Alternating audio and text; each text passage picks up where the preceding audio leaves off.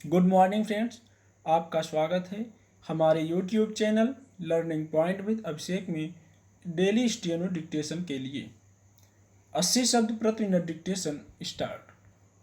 भारतीय reserve bank ने अपनी मौद्रिक नीति समीक्षा में ब्याज दरों को यथावत रखते हुए चालू वित्त वर्ष में विकास दर के धनात्मक रुख लेने की उम्मीद जताई है।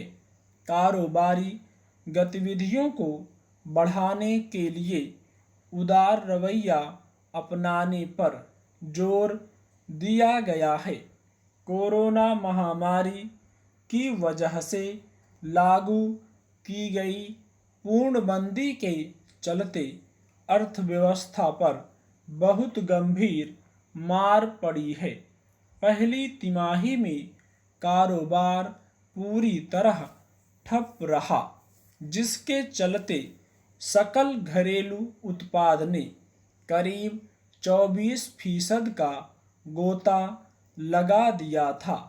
हालांकि इस दौरान पूरी दुनिया पर मंदी की मार पड़ी है, पर भारतीय अर्थव्यवस्था के लिए यह सबसे चिंताजनक स्थिति बन गई। ऐसे में कई आर्थिक विसंगतियां पैदा हो गई। महंगाई की दर निरंतर बढ़ती गई, बाजार सिकुड़ता गया, रोजगार के अवसर कम होते गए, तो लोगों की क्रय शक्ति क्षीण हो गई। बहुत सारी छोटी और मझोली औद्योगिक इकाइयों का फिर से उठ खड़ा होना मुश्किल हो गया।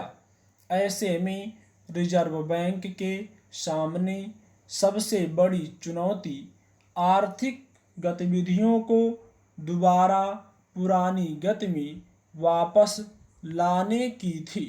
बंदी खुलने के बाद अब बाजार में धीरे धीरे चहल पहल बढ़ने लगी है।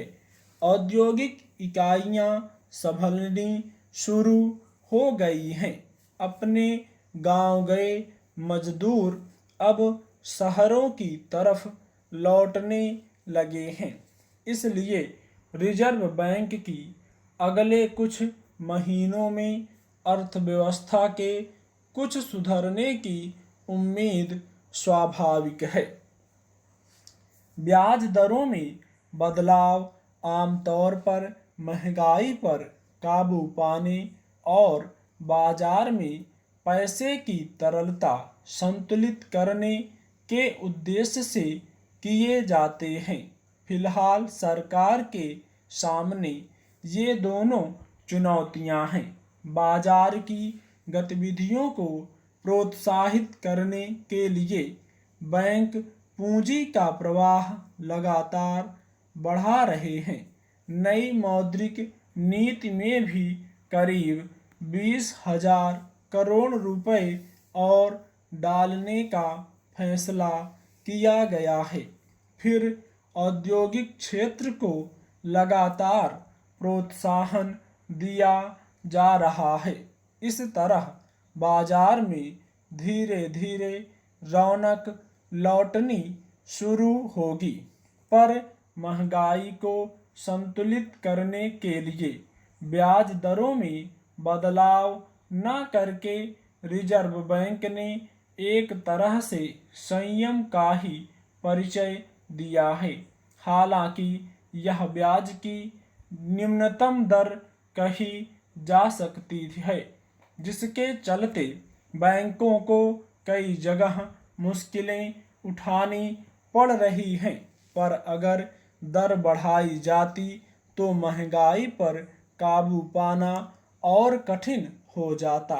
इस वक्त सकारात्मक पक्ष यह भी है कि कच्चे तेल की कीमतें ऊंची नहीं हैं और कृषि क्षेत्र का प्रदर्शन लगातार बेहतर बना रहा है। अगली तिमाही में भी इसे उत्साहजनक रहने का अनुमान है, क्योंकि इस साल मानसून अच्छा रहा है और फसलों की बुआई भी अच्छी हुई है।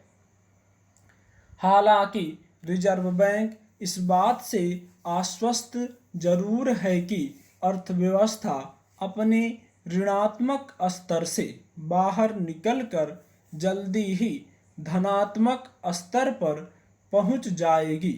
पर जैसा कि पहले अर्थव्यवस्था के बेहतर प्रदर्शन का अनुमान लगाया गया था, उस दृष्टि से इसे उत्साहजनक नहीं माना जा सकता। रिजर्व बैंक ने खुद माना है कि इस साल अर्थव्यवस्था करीब 9.5% सिकुड़ जाएगी। इसलिए सरकार का सारा जोर औद्योगिक उत्पादन बढ़ाने और बाजार की गति में तेजी लाने पर है।